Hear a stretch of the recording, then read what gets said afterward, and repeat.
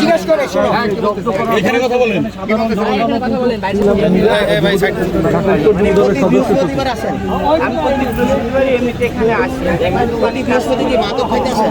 আমি এটা নিজে নিজেই খাই, যে বাসটা দেখছেন না, এটা আমার কাছেই ছিল, যেটা সত্য, এটা আমার কাছে ছিল। আমি চলে যাচ্ছিলাম, আসি ভাই আমাকে ওখান থেকে নিয়ে আসি, এটা জানি না, না এটা সত্য কথা। এখানে ভাই আমাকে নিয়ে আসি বসায়, এটা আমি জানি না। এই যে সরঞ্জাম সব কি উদ্ধার করছেন একটু বলেন। আরে জায়গা বসতে দিয়েছে, এই কাছে কিনে ওই খাবে, ও টাকা দেবে। এই কাগজের পেছান কাগজে বেঁধে দাও। সবাটা না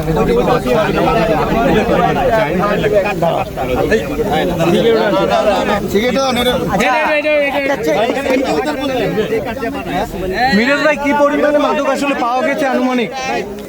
শুধু কি গাঁজা না আরো অন্য কিছু রয়েছে? এখানে টাকাও আছে, অনেক পরিমাণ দেখলাম যে এতগুলি মুখ করা টাকা। আমরা দেখলাম ধাওয়া খেয়ে খুব দ্রুত পালিয়ে যাচ্ছিল, সেক্ষেত্রে আসলে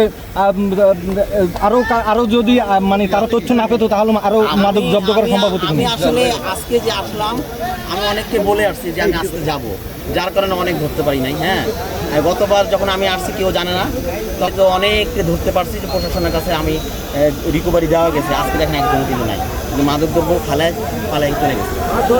এখন এই মাদক এগুলি আমি থানায় দিয়ে দিব, তারপর পুরো প্রশাসন যে ব্যবস্থা করার করতে পারে। ধন্যবাদ।